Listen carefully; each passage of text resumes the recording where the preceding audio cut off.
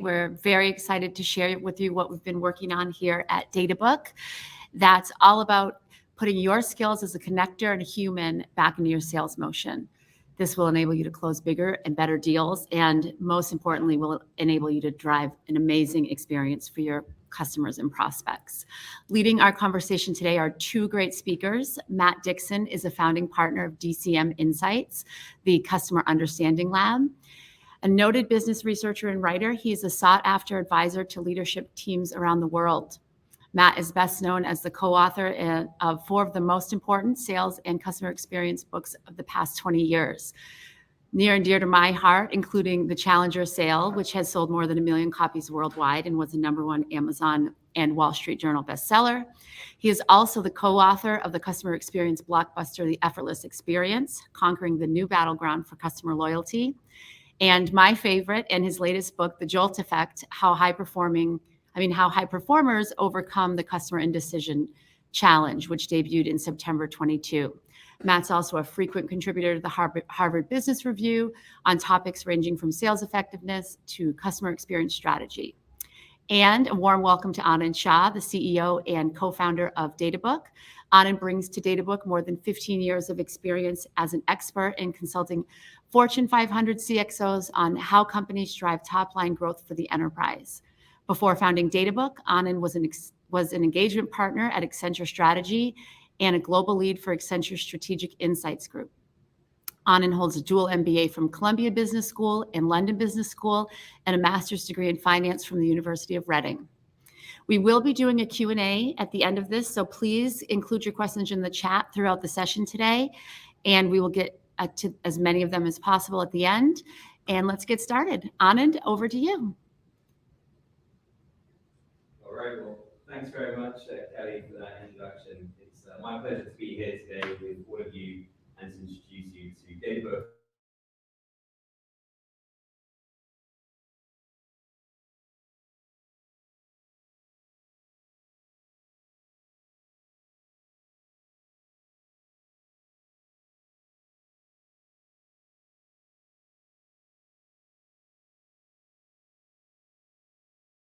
The customer. So I had some early successes, like amazing sales, and I thought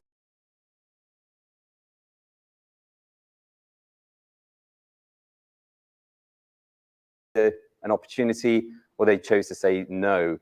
And it kind of got me thinking, why did that happen? And it kind of pained me, actually.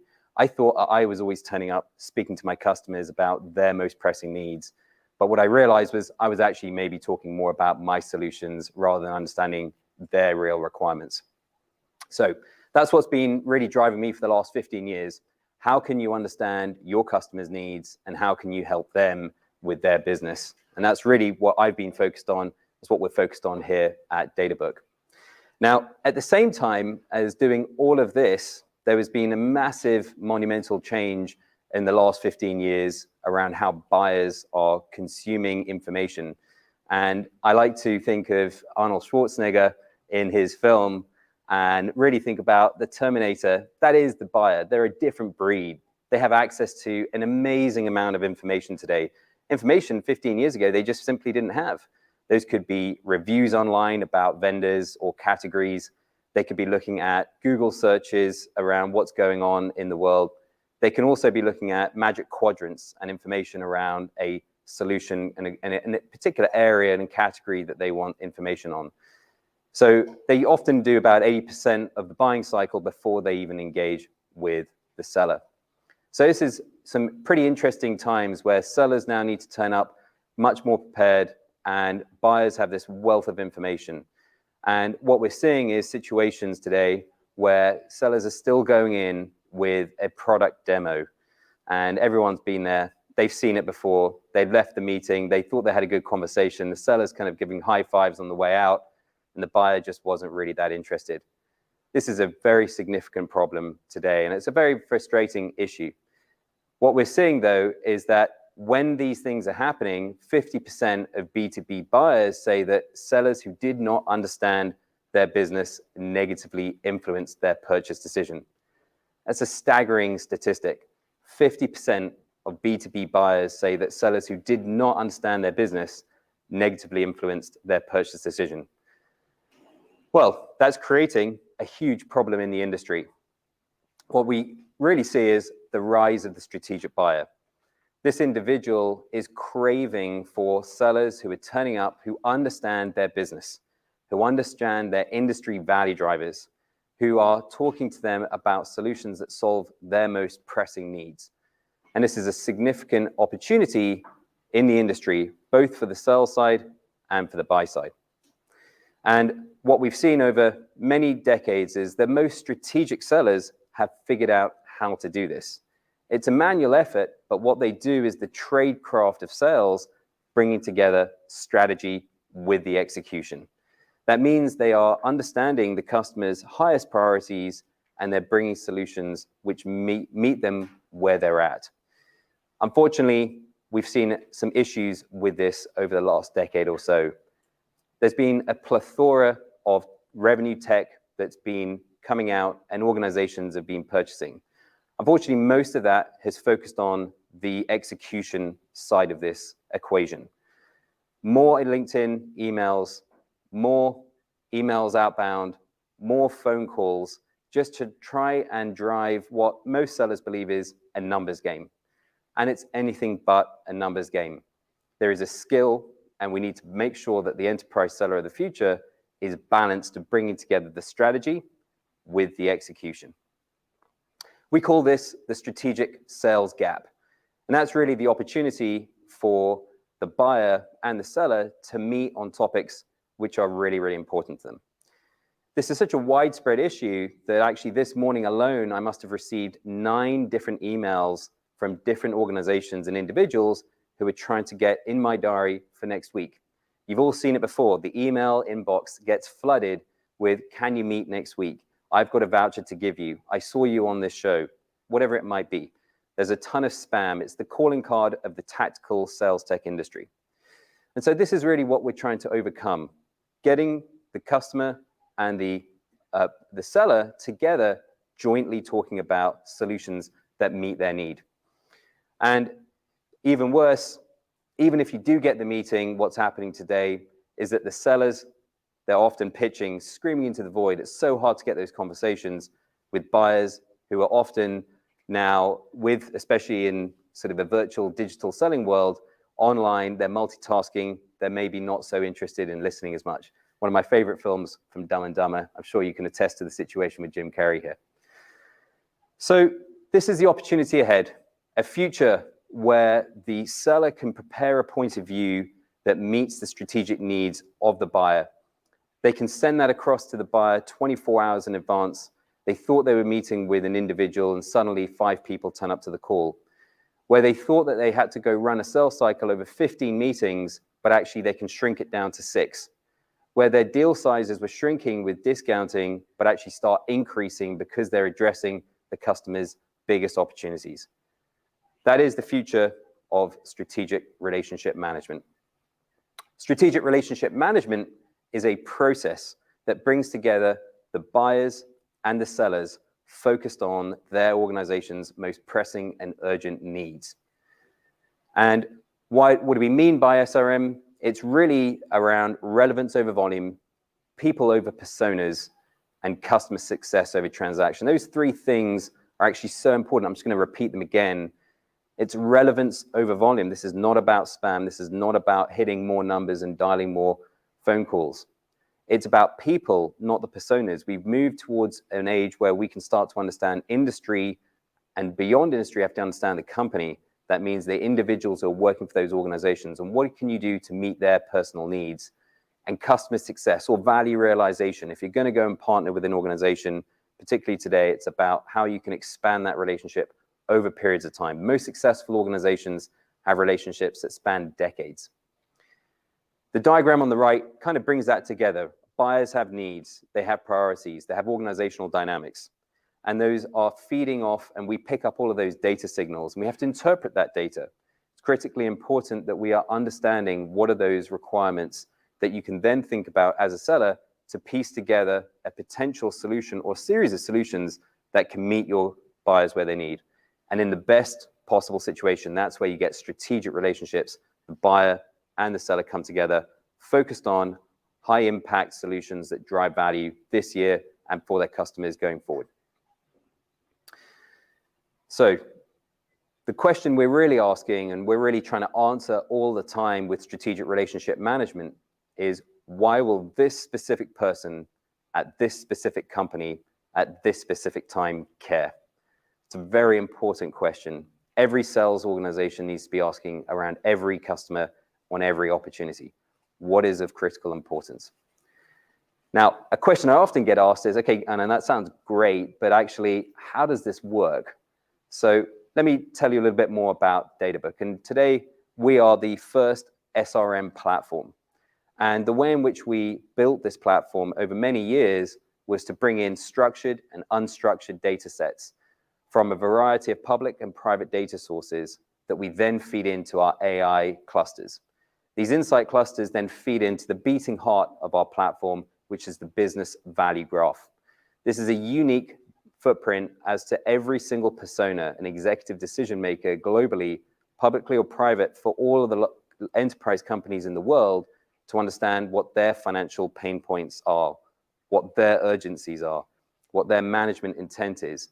And then that feeds into a dynamic go-to-market strategy, which then allows you to present the most relevant use cases and the most compelling stories that feed into your overall go-to-market applications. I'm going to demo in a short while what that looks like for account planning, but that could be anything in account-based marketing, could be in the way in which you do sales engagement or account-based marketing.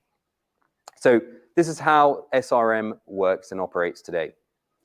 Now, when we think about this and we stand back, imagine that's as if you had the winning numbers to the lottery before the draw was already taken. That's how it should be all the time, every time, and it scales across every single account. Understanding your customer's strategic need, defining your unique offering, underpinned by compelling stories and case studies where you've got demonstrable return on investment. It's as simple as that. So when we think about account planning, this is one of the first go-to-market processes that every organization is working on, especially for companies today who have December, January fiscal year ends. They've all been working on account planning over the last month or are currently wrapping up account plans right now. It's very manually intensive, as everyone can attest to. And often it's a one and done process that happens at the beginning of the year. It requires a rigorous amount of research and amount of information that feeds into this. And especially with the current global economy and the macroeconomic environment, it's critically important to understand what's happening with your customer as things change in their environment. Maybe they have new management changes. Maybe there are new product releases. Could be the latest Q4 earnings release. You need to stay on top of what's going on in their business. But unfortunately, only 10% of the time does that information get propagated from a single static account plan throughout the entire go-to-market teams. That could be in the account-based marketing messages, could be in the way in which customer success is engaged with the customer. Everywhere, to bring that together is extremely difficult. Our vision for this category is that strategic relationship management will be at the centerpiece, making sure that every organization has a very clear understanding around the customer's needs. And the buyer is of critical importance here. And every time there's a change in their business, this propagates through to every other part of the go-to-market. From marketing to sales, solution consulting, customer success, value engineering, every part of the organization can reap and understand the benefits of what's happening in real time. So today, I'm really proud to announce the launch of our new strategy builder. This is the first piece of the account planning module. And this looks at the strategic priorities of an organization, understands the financial pain points and urgencies, and connects those to relevant use cases. But why me show you a presentation? I'm actually just going to dive into a demo directly here. I've got it up as we go through. So let me bring up Databook, and this is an example of an account executive going into the platform. And you can see here on the left-hand side, these are the accounts that I've been given in my territory. I'm just going to click on Nike as an example. Within there, I can now drive directly into the roadmaps for Nike. Now, I've already got some opportunities that I'm working on around helping them with their consumer direct accelerate. I'm going to create a new roadmap, and we're going to see how easy this is. So I know, because I'm already working with Nike, that there's an opportunity for an expansion on the data analytics space. How do I know this? Well, because there are 3 major strategic priorities that Nike is working on right now. Their consumer direct acceleration, they're achieving their long-term revenue growth, and then the third is accelerating digital transformation. You can read in here that they're continuing to invest in data and analytics, demand sensing, insight gathering, inventory management. Really important areas for us to be targeting. So how do I know? Okay, I know the board priority, but actually, what's the financial pain and urgency? And Databook is telling me here that actually Nike is underperforming on gross margins. That's definitely going to be important, especially around that inventory management that they're looking to improve. So I'm going to add that as one of the areas to focus on. I'm also interested in revenue growth, and you can click on any one of these insights to understand how have they been doing over the last 5 years. You can see here that Nike have been underperforming the peer group, and see in the latest period, they're growing at 6%, whereas the rest of the industry is growing at more like 20%. So this is a really interesting area. I know this is probably of importance in a conversation with Nike. Now, given I understand the financial pain points and the urgencies and the board priorities, I can now tie this back to my solutions. Now, in this demo environment and customer experience, that could look like increased attach rates, increased number of customer subscribers, and reduced visit abandonment rates. So I've got a few different areas here which are going to be important. And focused on the persona, there are a number of individuals at the executive level to go and engage. Now, you can go bottom up, top down, really doesn't make a difference. But what I'm really trying to highlight here is that someone like Ratnaka, who's the Chief Digital Officer, is probably going to be of high importance. Great. So I've just built my first roadmap here around expanding a data analytics opportunity directly tied into the customer's biggest pain points and needs. You can see how easy that was. Now, I originally had the idea with this with my co-founder, Alex, and we built Databook at the beginning to help our customers, but I'm just so impressed at the work that our product and our engineering teams have been doing to bring this into reality. This is what our customers have been asking for years, a single dashboard that helps them to understand the strength of those opportunities and the ways in which they can engage with customers. In addition to the strategy builder, I'm also excited to announce the launch of our partnership with OpenAI. And in here, we have built an email builder. So you can see now that I have a number of the areas of importance to Nike, I just had to click generate message, and it's going to give me a tailored message and a briefing as to what's going on with Nike. I can use this in my elevator pitch. I can use this in my email engagement or referral, and I can bring that into a PowerPoint presentation as well. Copy text, put it into Outlook, put it into Gmail. This is about relevance, not about volume. The specifics of what's going on at Nike are most important, and Databook is providing that in real time to this. I can also click a presentation. I can see this in real time, or I can download it.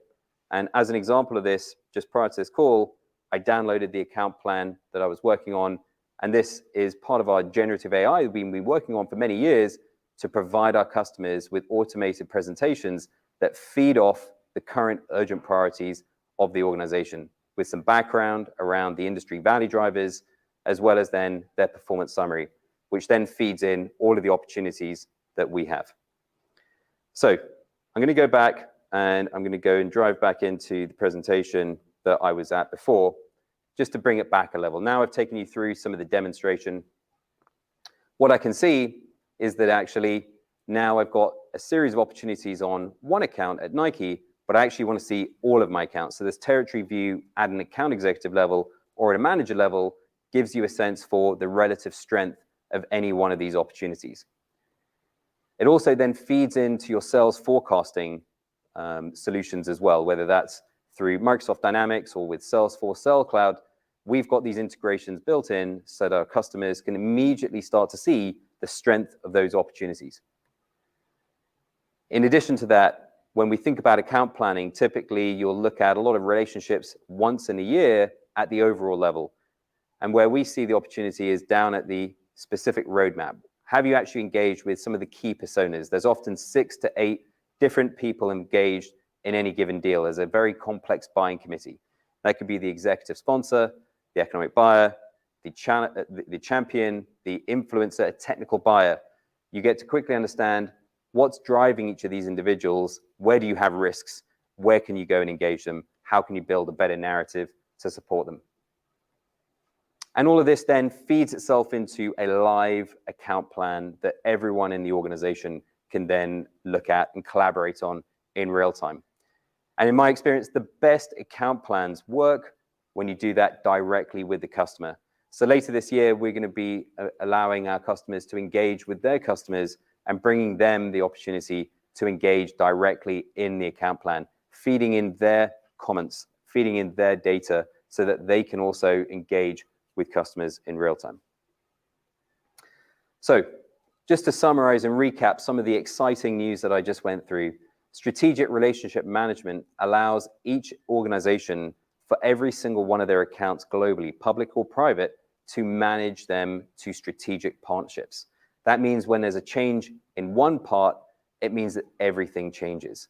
This propagation means that you have dynamic decisions and coordinated execution all built off real-time insights. It's very exciting. I'm really proud of the work that our team have done to get us to this point, to make this offering live and available to our customers.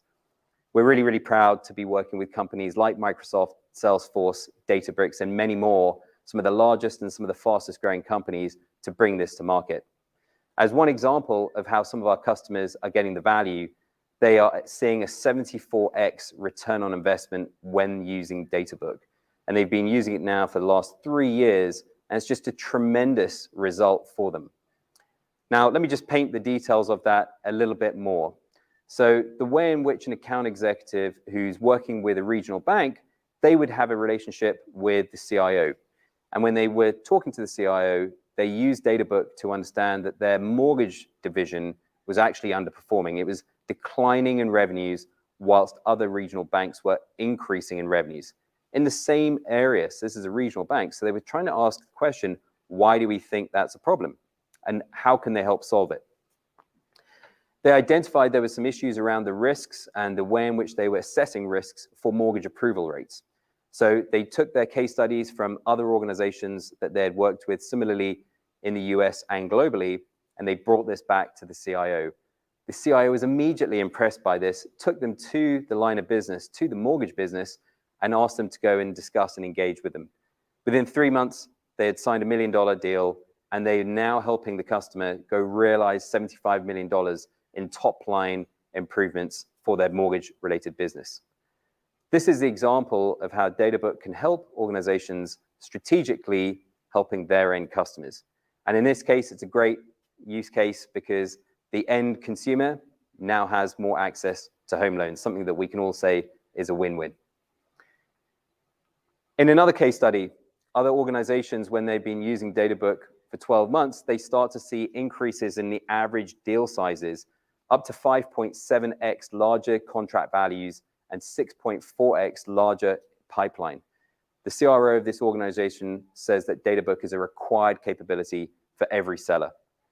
We've been stunned at the responses and we've seen tremendous results. Other organizations are seeing their sales cycles go down from 208 days down to 157 days.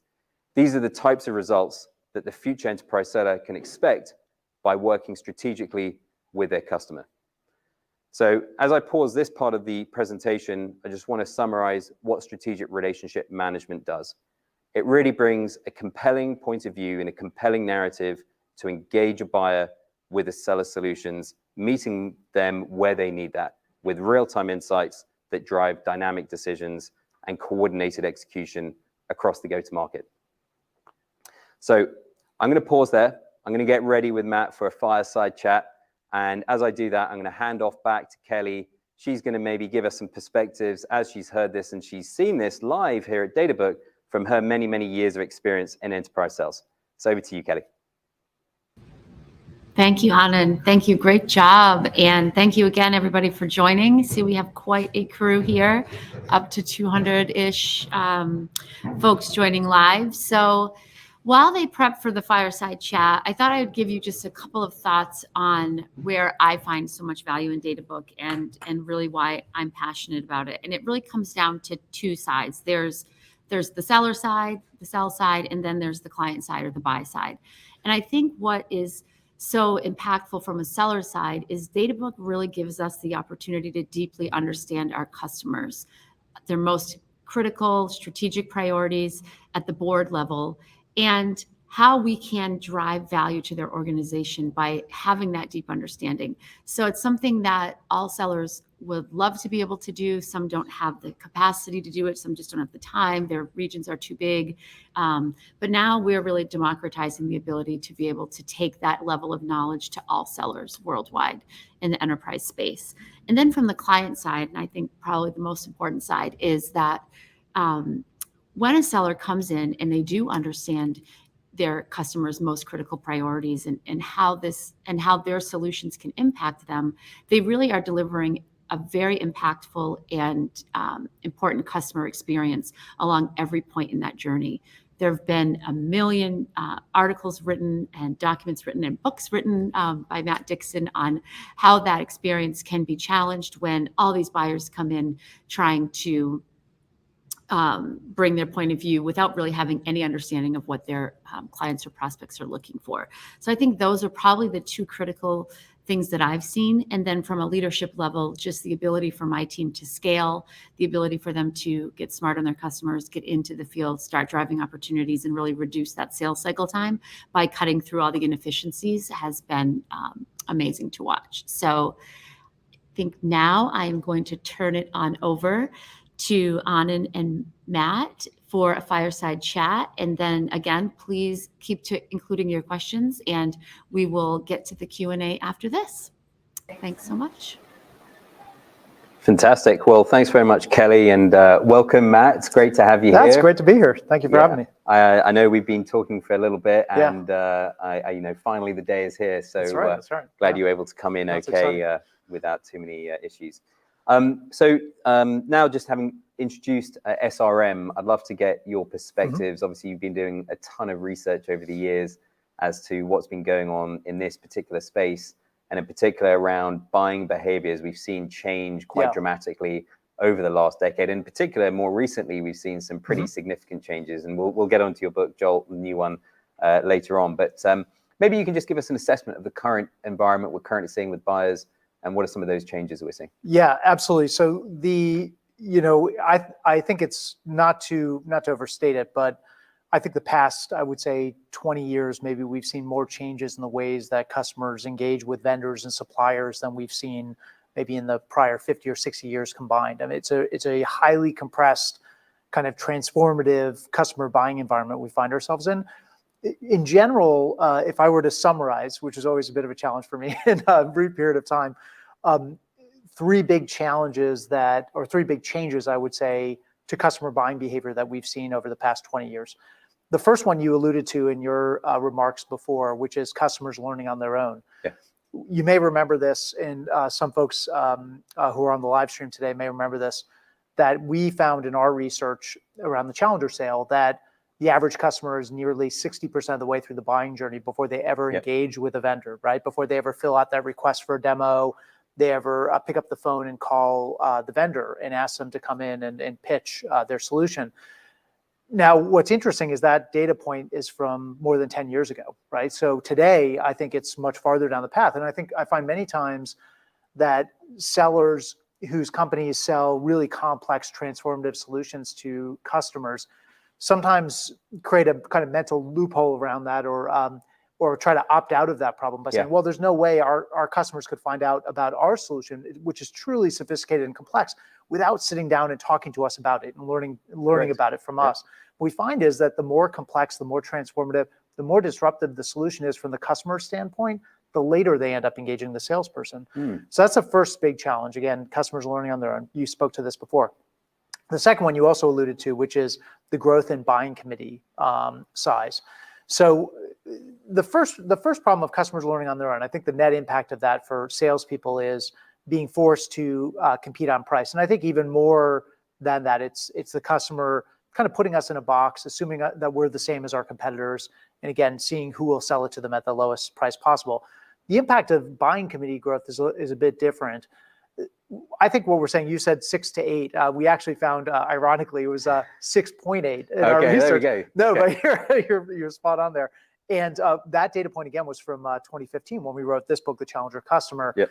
Now, that was several years ago, and I think many would argue that virtual selling has been kind of the particle accelerator of buying committee growth. Yep. Because if you think about it, there's no downside for the customer to bring in more stakeholders, right? To send the Zoom invitation, the Teams invite to as many people as possible on the team so that they can all get in, get eyes on the demo, consider the proposal, listen to the pitch.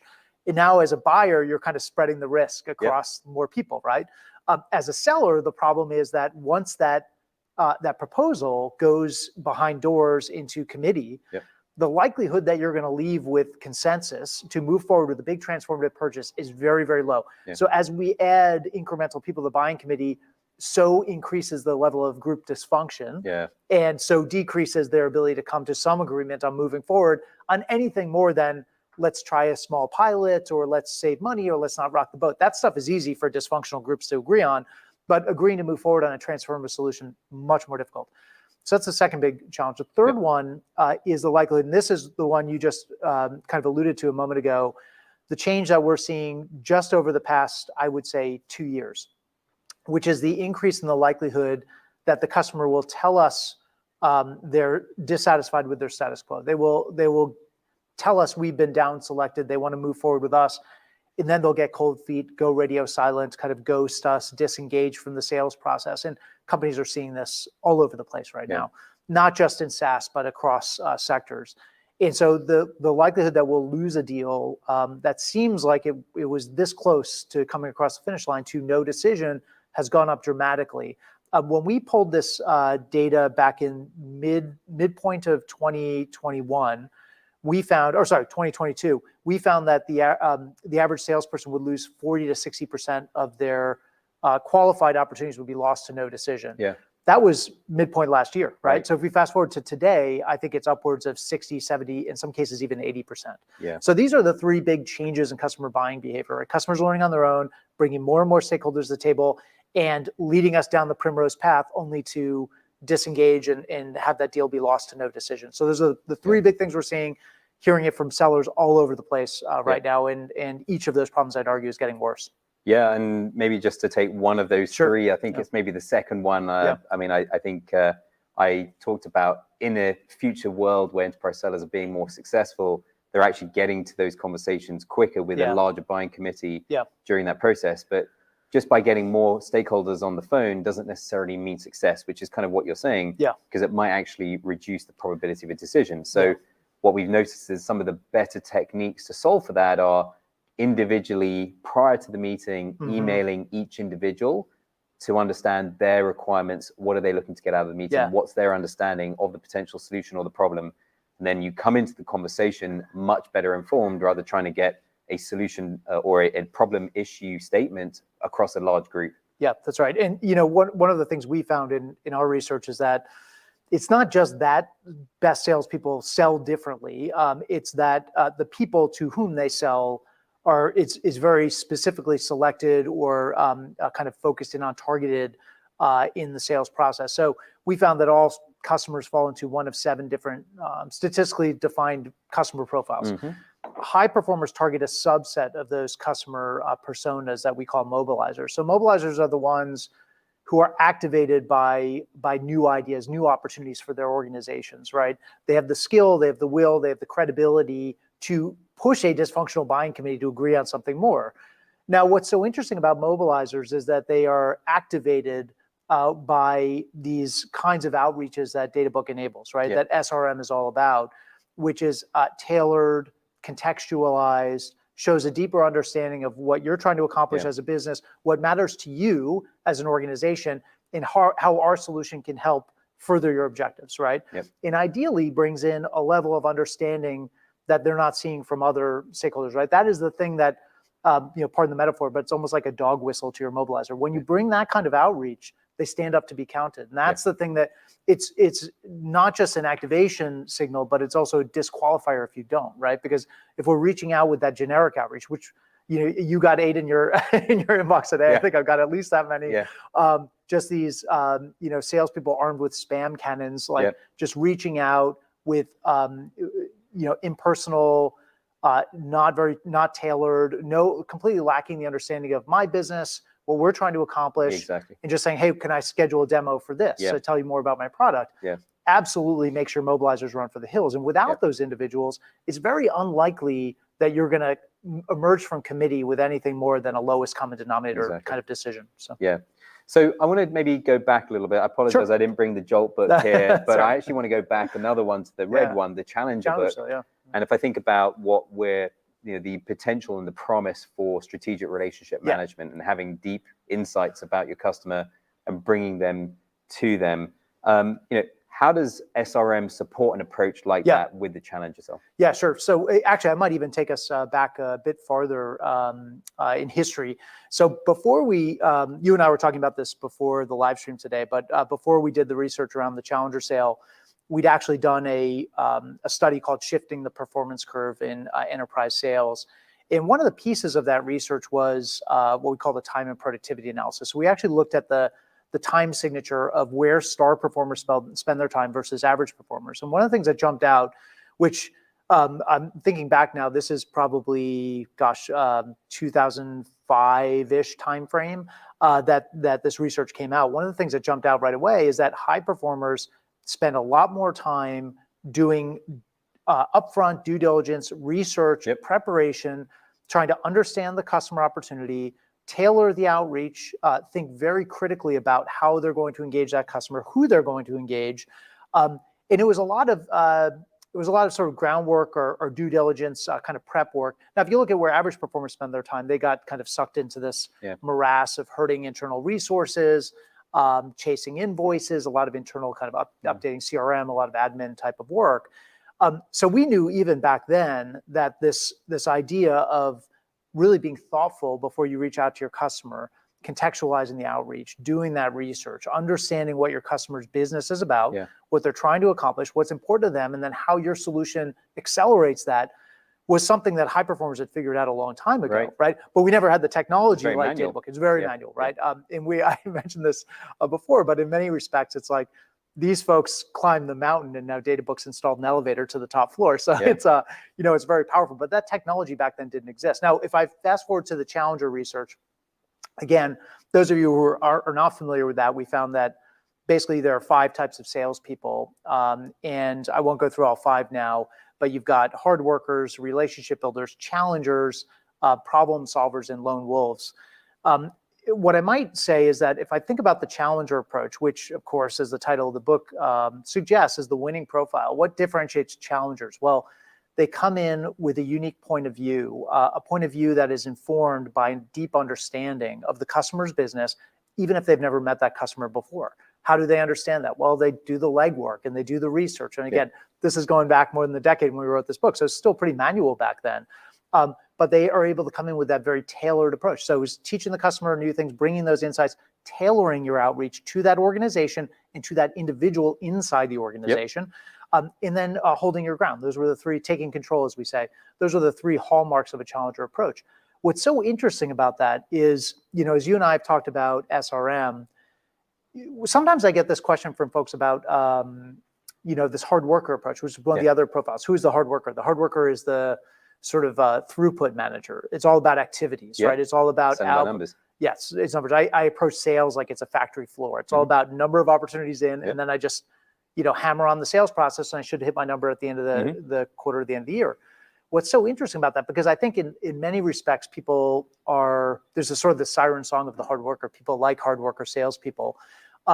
What we find is that if you look at very transactional sales environments, so think about competing on volume, slinging product on a transactional basis, hard workers are actually the winning profile. But if you look at truly complex sales, selling transformative solutions, true enterprise sales of the type you were talking about before, challengers dominate, and those hard workers literally fall off the grid almost entirely, because getting the customer to move forward on a transformative solution it's hard, right? Yeah. And customers we know want to pass up on great opportunities standing right in front of them just to keep doing more of the same, because it's easier to keep doing more of the same. So to get the customer to move forward, you've got to show them that the pain of same is worse than the pain of change. And to do that, you've got to really understand the customer's business, even before the customer says hello to you, right? How do you show up, not trying to find out what's keeping that customer up at night, but showing them what should be keeping them up at night, right? Based on your own research, based on your own understanding of their business, and you start that conversation at a much more advanced level. That gets your mobilizers to stand up to be counted. That is a calling card of the challenger approach. And so when as we got to know each other and I learned more about the SRM vision and what Databook's up to, it spoke to me because again, it's like, great, technology has now, what we're not doing here with SRM is automating mediocrity, right? And there's plenty of technology that allows us to do that. What we're trying to do here is automate what we know best salespeople do. Exactly. Just the way they sell, right? Yep. And we're trying to activate that through modern technology, which is really exciting. Perfect. Actually, I love the way in which you said it. The pain of same is worse than the pain of change. I think that's exactly what's going on. And so if you think about a lot of environments that we're seeing right now, I mean, organizations have unfortunately had to make some changes to their workforces in recent months. We've seen certain statements from certain CEOs saying that maybe 50% of their sellers are not actually contributing to their top line. And so we've seen a huge amount of inefficiency in the overall process. Why do you think so many sellers may be struggling with this? This kind of research, this kind of information has been out there for a while. Sure, the automation is going to help get, as you say, get the elevator to the top of the mountain. But why can't many more sellers be able to take this change? Why can't they sort of read your books and apply this? They've all read it. So I think there's probably a few reasons. I think one you hit on and we've been talking about here, which is doing this stuff is hard work, right? And I think historically, if you looked at, boy, I could, just spam my customers and, spray and pray, or I could do real legwork and due diligence to get to understand my customer before I even meet with them and really craft a tailored outreach and then engage with them in a very contextualized way. Well, the former is a lot easier to do than the latter. But I think it's more than that, because again, now the technology exists to be able to do what high performers do. I think in some respects, it's also the messages that sellers get from sales leadership, right? In the operating climate they're in, which is all about more, top of the funnel volume. And it is a lot of the technology that's existed to date has been around, frankly, equipping salespeople with spam cannons so they can go out and fill your inbox and my inbox with a bunch of impersonal, non-contextualized, frankly, irrelevant offers, right? And that's kind of been the MO that most sellers have used. I saw a data point not too long ago about how during the pandemic, when sales shifted to 100% virtual, the volume of outbound email just absolutely exploded. But at the same time, the frequency of open and positive response absolutely plummeted. Right. And so we saw this huge gap. Now, that wasn't true of high performers, because I think they knew that, especially in this environment, it's that personalized, tailored outreach that gets recognized and gets responded to positively. And going to build on that, on the insights, it's one about the outreach to get the initial engagement, but then when you have existing relationships, a lot of the insights were often coming through dinners, steaks and cocktails. And that's sort of gone away a little bit. And so it's going to require them to actually do more of that research themselves, work with their teams to really build a consensus viewpoint with the customer as to what's really going on. Absolutely. So I want to move forward a little bit. You've obviously published a new book with your partners around the Jolt effect. Maybe you can tell us a little bit more about the Jolt effect. Sure. So this book is about that third challenge we talked about, which is deals winding up in no decision land, which, again, think about that data point I shared earlier, 40 to 60% of your qualified opportunities being lost to no decision. So as an individual salesperson, you think about the impact that has on your personal productivity, and it's enormous. Now, if you're a sales manager or a head of a sales organization, a CRO or CSO, and you multiply that across your sales force, then you get to that, not surprising then, finding that, half or more of your sellers are not contributing to your organization hitting their objectives. And a lot of it is that lost productivity as a result of getting happy years, engaging with customers around those opportunities that end up going nowhere. Now, this book, what we did was we actually took advantage of some modern technology, collected 2.5 million sales calls over the 18 months starting in March of 2020, running to the end of 2022 roughly. And we use machine learning to study those at scale. And we're trying to answer this question, what is it that possesses a customer to go through an entire purchase journey and then go radio silent? Like, why do people do that? Seems crazy. It does. And then secondly, what do the best salespeople do to avoid that happening to them? Now, the first thing I'll say on why this tends to happen, it tends to happen more often than not because customers fear failure. We actually found that, salespeople have grown up in a world where they think a no decision loss is strictly a function of your inability to actually defeat the customer's status quo, right? To convince them that the pain of same is worse than the pain of change, to create the burning platform, to create that urgency and get them to move forward. It's your inability to dial up the FOMO that prevents your customer from moving forward. So if the customer hesitates and gets cold feet, they must still prefer their status quo, or they don't see the urgency, they don't feel the heat of the burning platform, they don't see any reason to change, right? They're still in the grips of the status quo bias that we know customers suffer from. What we found was that is a reason that a deal can be lost to no decision, but it's actually only like 40% of those no decision losses. 60% of the time, it's not because the customer prefers their status quo, it's because they fear failure if they change it. That leads to indecision, which is not really a decision, it's a state of indecision, right? I'm just stuck, right? I'm wrapped around the axle of fear of failure. Now, what's so interesting about this is we found there are 3 specific things that cause people to become indecisive, cause customers who would otherwise tell you, I am not happy with my status quo, I want to move forward with your solution, and then disengage. There are 3 reasons that happens. The first one is, I'm unsure of what to pick, right? You've put a lot of options in front of me, different contract lengths, different integration options, different bells and whistles, roadmap items, you name it, right? We love options. And I'm worried I'm going to pick the wrong path forward. The second one is, if that's choice overload, the second one is information overload. I just feel like I haven't done enough research. What I don't want to have happen is that I'm surprised after the fact when some new piece of information comes to light. Maybe the new Gartner Magic Quadrant comes out, or some new blog post comes out, or somebody surfaces a piece of information which suddenly makes my purchase decision seem like not such a great idea. The third fear of failure source of indecision is expectations overload. So this is when the customer feels like, I don't actually know if we're going to realize the ROI. I know you're saying that most customers get a 10x ROI. I just don't know if we can accomplish that. And I don't have the confidence that we're going to see that. And if we don't, look, in this environment, that's not just egg on your face. That could mean losing your job, right? If you put your badge on the table and lobby for a big purchase. So we found as the best salespeople to get customers to move forward are not just dialing up the FOMO, right, and focusing on beating the status quo. They're also focused on dialing down the FOMO, the fear of messing up, or the not safe for work versions of FOFU. But this is a family-friendly program, so I'll let listeners figure out what that is. But they're focused on instilling the confidence that you've made a great decision here. You've chosen exactly the right things that are in the proposal and out, right? You've done plenty of research, and better yet, you're working with somebody who's done the research for you. They're a trusted advisor in this confusing purchase journey that you're embarking in. And the third is that I, as a vendor, have your back. You're not going to look like a fool. You're going to look like a hero. Now, if we think about some of the things that enable us to instill that confidence, get our customer to feel like, you know what, I'm working with somebody who gets me, who understands us, and is going to help us get the results.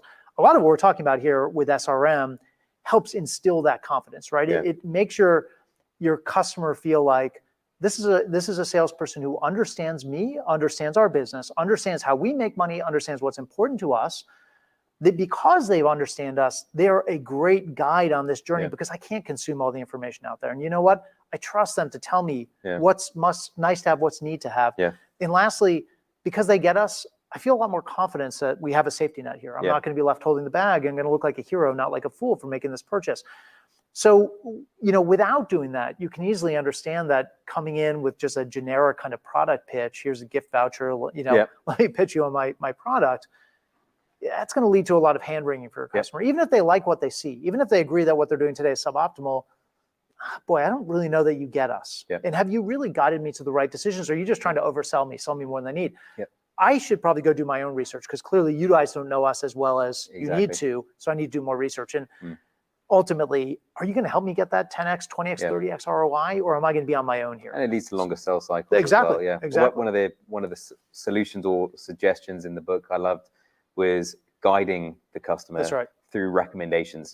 So you might have your sort of small, medium, and large size kind of potential paths you can take, and guiding them towards the things that you've seen would work for them. And quite often, some of that could be actually bringing it into smaller size to medium sized kind of opportunities, Absolutely. because Yeah. then it guides them, they build trust, because you're really trying to get them to get results quickly. Yeah. And then they build trust over time, and then they expand. And you know, the real question there is, how could you ever be in a position to guide if you don't understand your customer and demonstrate that understanding, right? Right. It's a simple analogy, but I might think about, if you're planning a trip to Italy, and would you call a travel advisor who never took the time to get to know you and your family and what's important to you and what would make for a great travel experience? They've never actually been to Italy. They've never actually helped other travelers like yours or other families like yours have great trips and rewarding experiences. No, you wouldn't, right? That's a recipe for probably finding another travel agent, but it's certainly a recipe for a healthy bit of skepticism, doing a lot of your own research, and a really long, dragged out decision-making process, and ultimately probably a decision that you don't feel comfortable making. Yeah, So. maybe for new sellers and new organizations, they might not know the products, the experience of then going to integrate and to configure for a customer. Maybe the idea here is co-pilot with a more experienced account executive or manager. See if you can maybe share some of the incentives, because you might just otherwise end up with nothing. For sure. I think if, when you and I both have this experience, I mean, of the, I don't even know how many outreaches I received on LinkedIn or just in my inbox, 99.999% of them are just solutions and products and services that have no bearing and no relevance to our business. And the outreach is completely generic. And a lot of it is like, hey, I'll do this for you. Here's a voucher. Here's a freebie. Because you don't have enough free lunches. Yeah, I definitely have more than enough free lunches. So, what is so remarkable when somebody reaches out to you with hey, I did a bit of research on you, and I understand that this is, and look, it could probably never be 100% right without actually sitting down with the customer, but how refreshing it is to get that outreach that's like, oh, this person took the time to get to know us and get to know what's important to us. It thought about our competitive landscape and actually thought a little bit about what challenges companies like ours are experiencing. That is so refreshing that it grabs your attention. It kind of grabs you by the lapels and shakes you out of your stupor, which is, and it's remarkable. It really does stand out in a sea of noise as clear signal. And as you saw earlier, the idea and the time it takes to go collect that kind of intelligence and the insight now is shrinking rapidly. And so it's about that personalization. Now, I know we've got some questions coming up in a minute from the audience. So I want to move to that in a second. Sure. But maybe just one sort of question more from me, from my perspective. And it's more like an open statement. If I'm sitting here, I'm watching this webcast, and we're talking about the high performers of the future, with all of this technology and this automation that's coming in to support them, this seems like a great opportunity going forward. I believe that there are probably going to be some skills that individuals are going to need to master more so than others going forward. Things like emotional intelligence, things like curiosity, the ability to understand the business for their customers. And it often means multiple different industries. I flashed up earlier a value driver tree to understand what are the ways in which this company makes money, those sorts of things. Anything else that you think would be important for high performers going forward? What's so fascinating, I think, about the environment we're in right now, you look at technologies like Databook, you look at OpenAI and what's happening with generative AI, and this is a really exciting time that we're in. And the technology, it's always moved fast. And now I think we're in kind of this warp speed sort of moment. It's got to be a bit like for salespeople, I think, who are looking at the way technology is evolving and how it's unfolding. A bit like, the feeling one had, 50 years ago when robots showed up on the factory floor. And suddenly we're like, wow, what's the value add I deliver as a person? A factory floor worker, a manager, in a world where machines are doing the work that people once did. And so if we look at technology here, I think you hit on some of those things that it's sort of the above the bar things that machines can't do, but it really, what it means is that sellers have to focus in on those things that are, look, in the old world, you had to do all this research on your own, right? You had to do the digging, you had to read the 10Ks, you had to read the earnings releases, you had to go watch the videos and understand what the CEO and the CFO are saying out to investors. You got to understand the board, and that was very manual, right? But now we can do that in a much more automated fashion.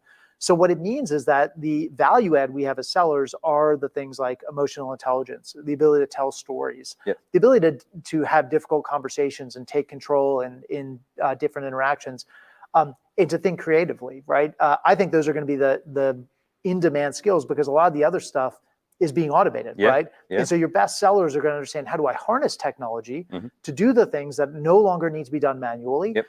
which then frees me up to do the stuff that machines can't do, Yep. at least not do yet, Yep. right? Yep. But it allows me to really focus in on that creativity, right? To think about the story, think about how am I not just going to take for example, take an outreach that I know is contextualized and tailored to this company, how they make money, what their board is focused Yeah. on, what their investors are pressing them on, what's happening in their competitive landscape, all the stuff that DataBook helps them Yeah. do now in an automated way.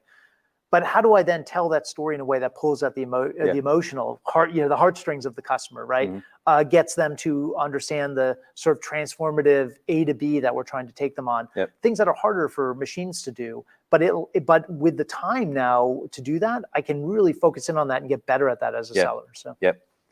Okay, so maybe if we can, we'll come back to Sure. some other Yeah, yeah. questions. Maybe some questions for Matt or myself. So maybe Kelly, do you have any questions from the audience? I do. So here's an interesting question. Having business conversations that involve financial metrics requires domain expertise. This is best provided by individuals with financial experience. It seems risky for sales or marketing folks to initiate such a conversation. How have you managed this? Well, I can kick it off. Go ahead, yeah. I think for sure one of the critical elements of this is training and enablement. And so just going into a conversation with a customer without really fully understanding what SG&A margin means or what gross margin means, that would be a disaster. So it does require an element of business acumen, financial acumen. There are plenty of books out there, financial intelligence. There's also a free masterclass that we've put on our own website, databook.com. There are a variety of places to go. I think organizations traditionally, if they're going to be doing more value selling and bringing financials into the conversation, have then enabled their teams through training. And I would hope that those individuals have then been certified and have understood it. So for sure, I think that's definitely an opportunity for focusing on what the customer's needs are with a financial lens, but you need to understand some of the basics. And it's not a huge amount. I definitely think there are some things that can be learned in a relatively short period of time that make those sellers even more confident and even more valuable to their customers. Yeah, I might add that might take a bit of a sort of counterpoint to that, which is I would argue it's more risky and more dangerous not to do that. So think about the world in which our customers are operating. It's not just that they can do a lot of research on their own because they have tons of information at their fingertips. It's that they know that the salesperson in their organization has as much, if not more, information at their fingertips. And so they expect that when that salesperson reaches out, it's an informed outreach, right? It's grounded in a deep understanding of how the customer operates, how they make money, what their margin structure is, what their competitive landscape looks like, et cetera.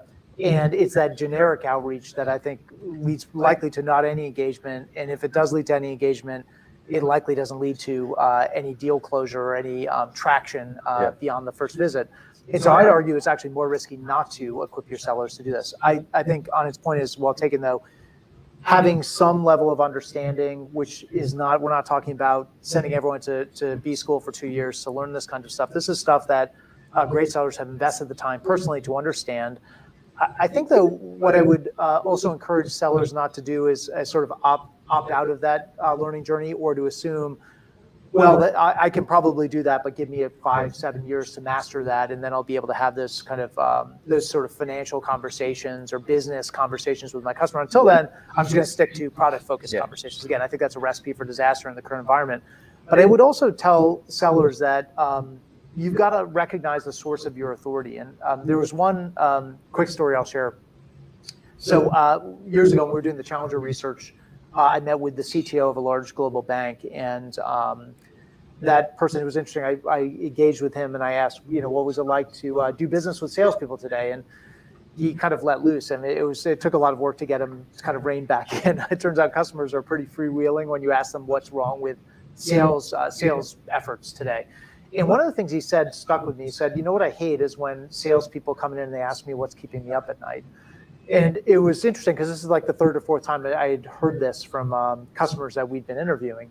And I stopped him and I said, "You know, what's interesting is you're criticizing what I think many sales leaders would argue, many salespeople would recognize as the gold standard of solution selling, right? Yeah. It's the old Stephen Covey principle: come in and seek to understand before being understood, right? It's kind of presumptuous to act like you understand the customer's business.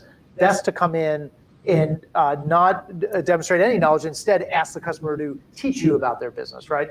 That may have worked back in the 70s and 80s, but in today's environment, it kind of falls flat. And I asked the CTO from this bank, I said, in your words, what's wrong with that approach? What he said first was, the salesperson who comes in and asks me what's keeping me up at night, what's really keeping me up at night is the thought of the next salesperson who's going to ask me what's keeping me up at night.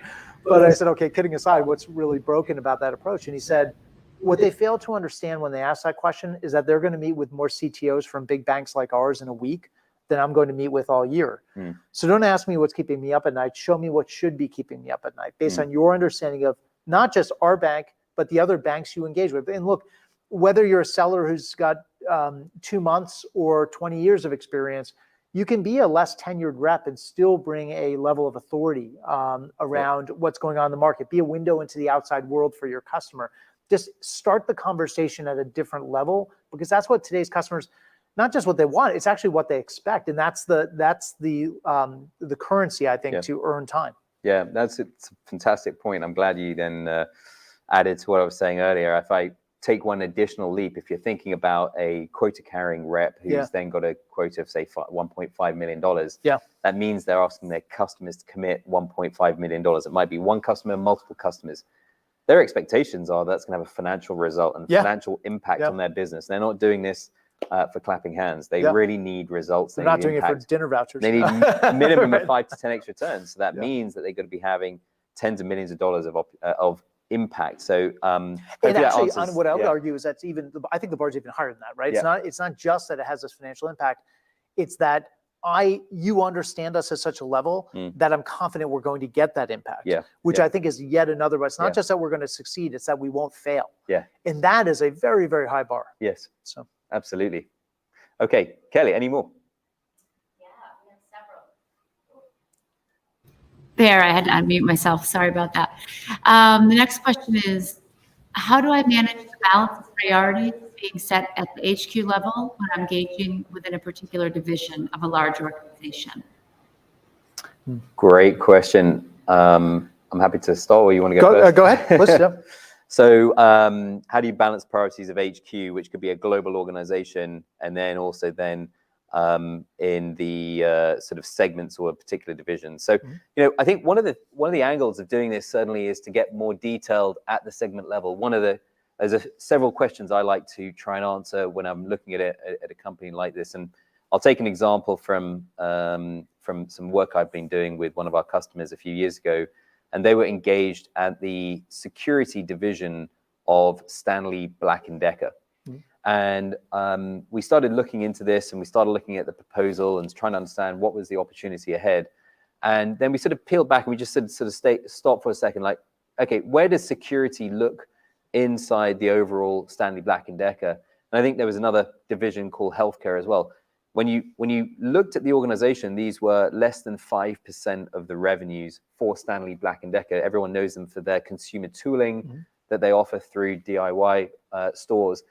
But this is a relatively small part of their business. So just trying to understand the relative importance of this division to the global organization is one question you want to understand. Are they growing faster? Are they growing slower than the rest of the organization? Are they profitable? Are they unprofitable? It could be a very small revenue number, but highly profitable. For the longest time, AWS was the smallest part of Amazon, but the most profitable. And now they've become obviously very, very big. So trying to understand a lot of what's going on at that divisional level then helps to contextualize the individuals and the personas that then may be in the future, as we've seen with AWS and Amazon, future global heads and CEOs. So you're trying to solve for what's going on with the division today, helping them meet their needs, but also thinking about the larger organization and how does this fit into their strategic priorities going forward? Yeah, when I think about, so we mentioned before, one of the hallmarks of challenger salesperson is their ability to tailor their messaging. And tailoring, I think, happens at multiple levels. To your point, it happens at a market kind of level. It happens at a company level, a business unit level. So to your point before, how is this business unit perhaps different from the rest of the broader company and maybe subject to different competitive landscape or market dynamics from the rest of the organization? It happens at a functional level. So I'm selling to somebody in IT versus finance versus the sales prevention departments like procurement and legal and all these folks, right? But I understand where in the organization or the business unit this person is. I understand their specific role, and then I even understand this specific individual, right? And so that's, again, a lot of work for the average salesperson, made possible with modern technology, I think, to accelerate that. But the best outreaches are tailored at multiple levels, right? And I think the Stanley Black & Decker example is a wonderful one. But again, that's a hallmark of great salespeople, and understanding at a very nuanced and micro level how to tailor your outreach and personalize and contextualize your outreach and your engagement strategy with every stakeholder you're working with. Yeah, I mean, so maybe specific to Ari, you can take a look at the segments. If you're familiar with using Databook, then that might give you some more information. Also on the management intent, you can take a look at the business segments of the organization, or in case in the filings, you can go down into how the company talks about their segments of their business. And that gives you some more clues as to what's going on. Plus their investor presentations, they often have divisional presentations once a year around an investor day where they talk about the different strategies and how those are going to create value for the business. So a few different areas. Happy to follow up with you afterwards as well. There's one thought on it I had just based on what you just said.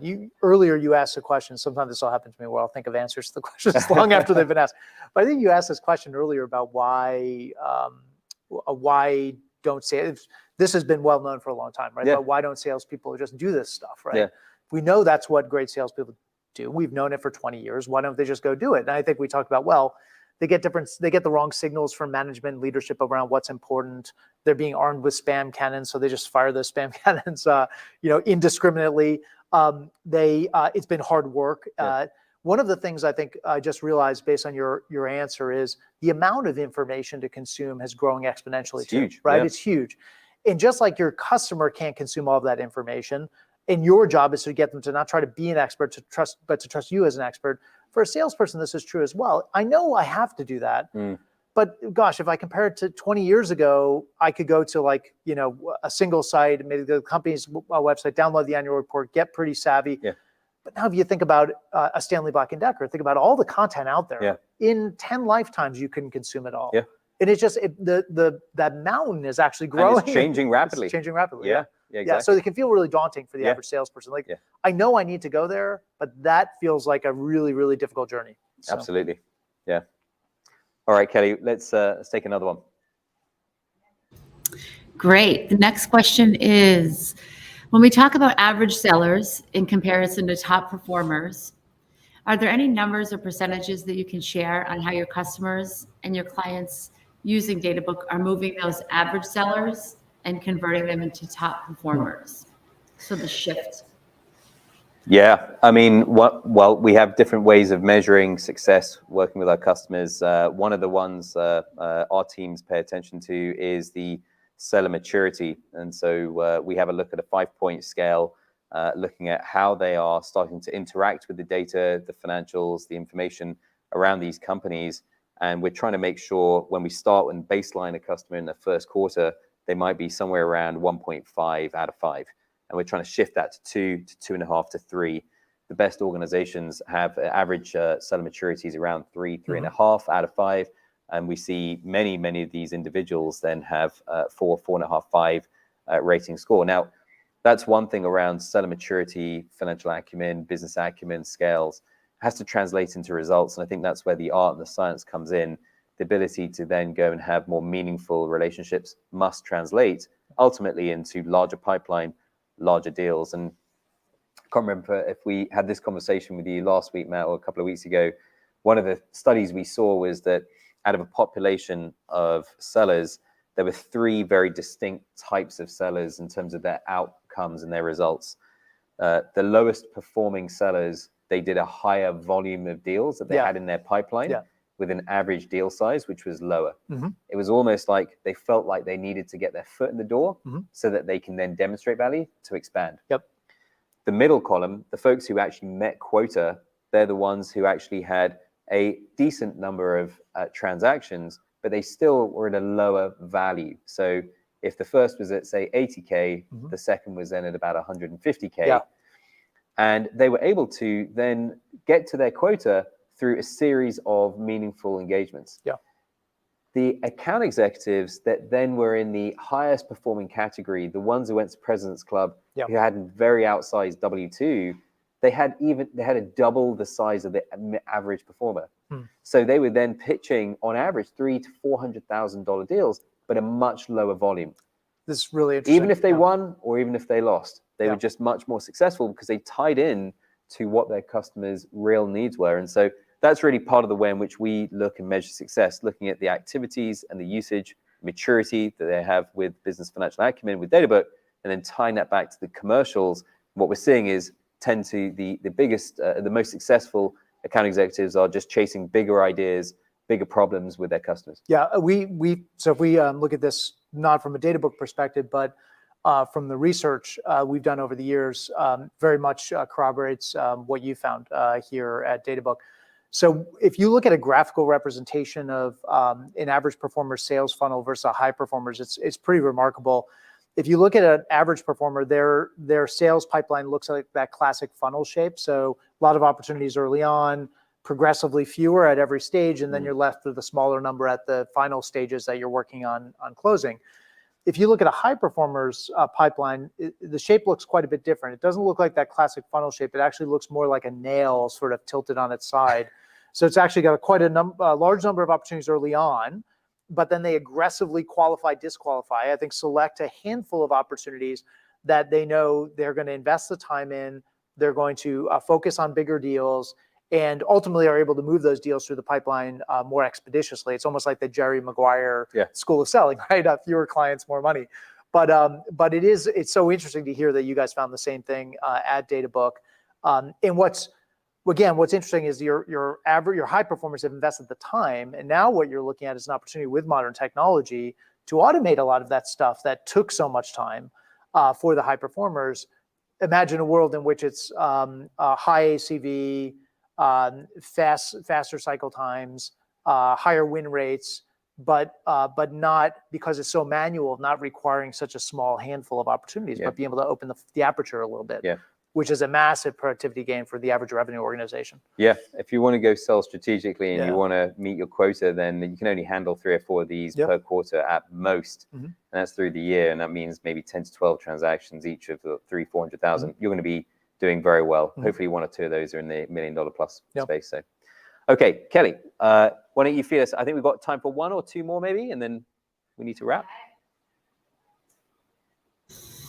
So I really like this one. Speaking of modernization, how is Databook leveraging AI and machine learning to craft executive narratives and customer strategic priorities? Great. Well, it's a bit of a tee up for the SRM platform that we talked about earlier. So just to recap, Kelly, the question is, how does Databook then tee up the narrative and build out the strategic priorities for the customer?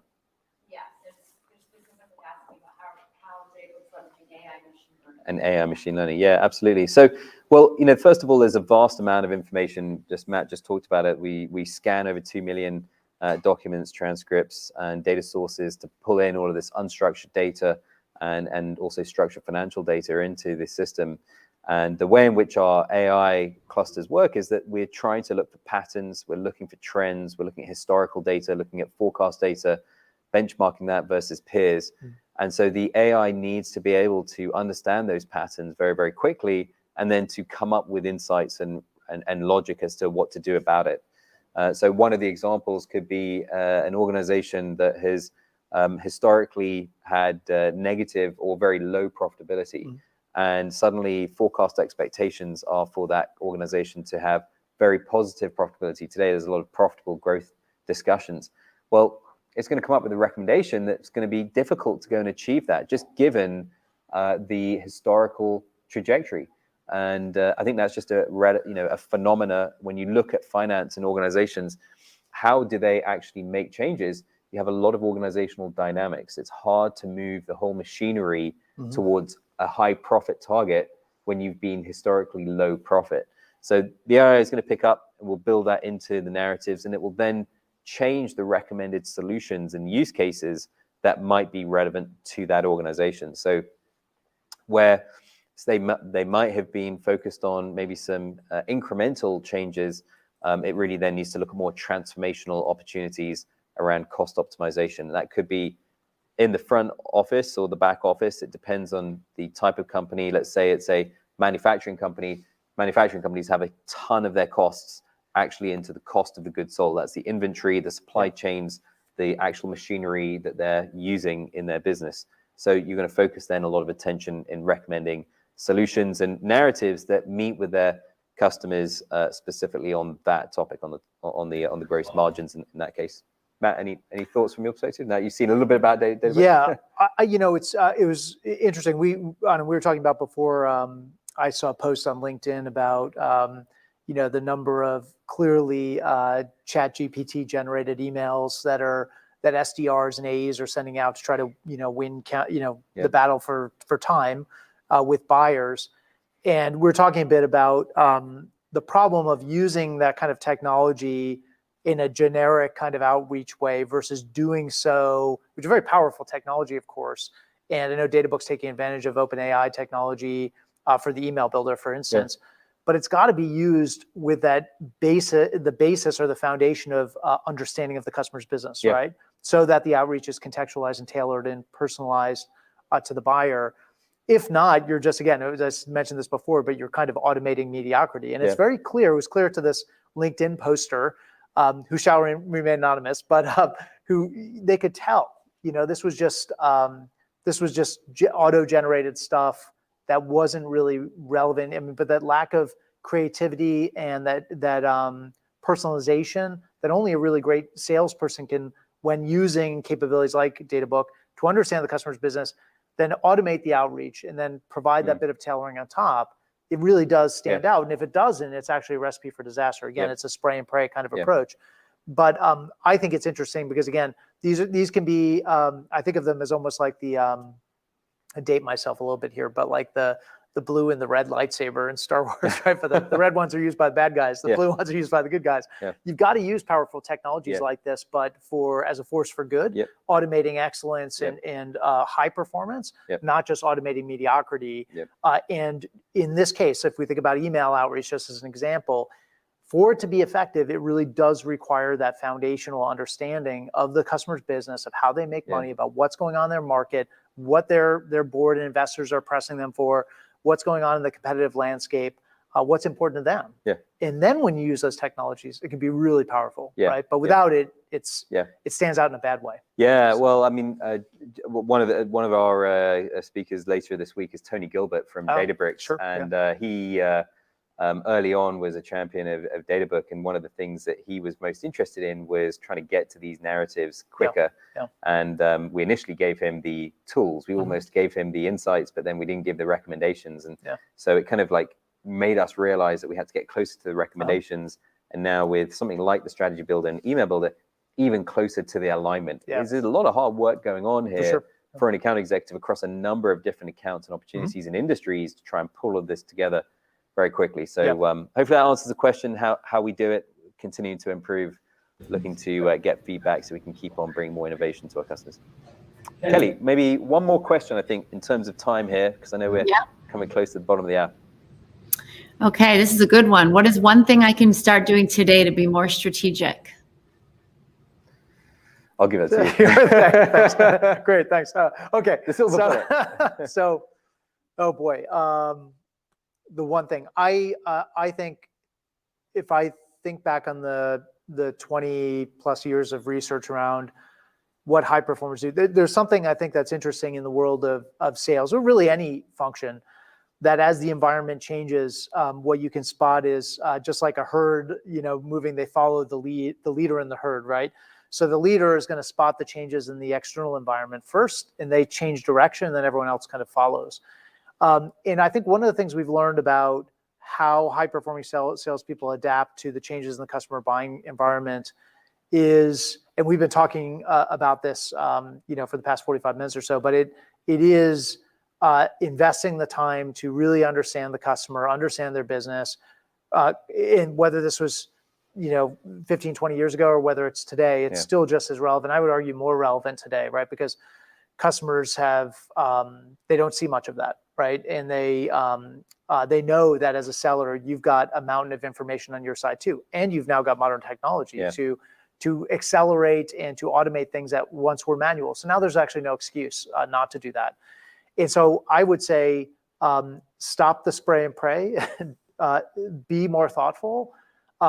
It is not, at some level, sales is always going to be a numbers game, and there is the math to the equation. But high performers, as you mentioned before, Anand, they pursue fewer opportunities because they invest the time required to really engage with them in the right way, right? In a way that will get traction, ultimately show the customer the pain of same is worse than the pain of change, and get them over the hump, overcome their indecision, get them over the line. So that is, again, you've asked this question before, which I still have, swimming my head. I probably will long after this live stream. We've known this for a long time. Why don't people just do it? And I think now, again, with technologies like DataBook, there is no excuse not to, right? And what's interesting is, as customers start to see that personalized, contextualized, tailored outreach and engagement strategy, they're going to start to expect it from everybody. And when you don't do that as a seller, now you're really standing out in a very bad way. So reminds me of the experience I have one of my favorite restaurants nearby, and I walk in and I can scan on my phone the menu. I can immediately place the order, and then within 5 minutes the food has arrived. I don't have to wait for a waiter to come over to come and present me with a menu. Wait for someone else to come back with some water, then wait another 5 minutes for then and taking order, then wait, come back another 30 minutes.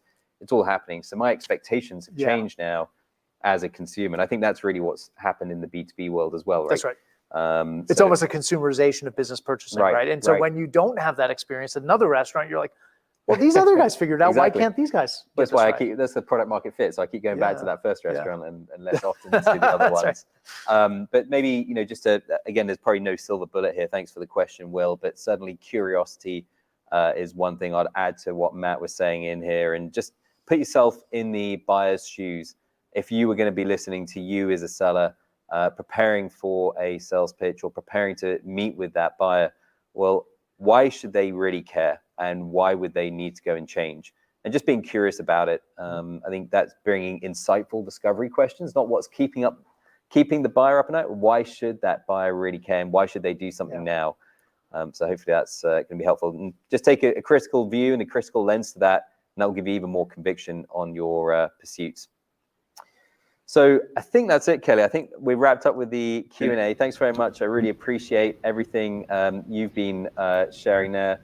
And I just want to say thanks again to Matt and all of the marketing team here at DataBook that's helped us put this together.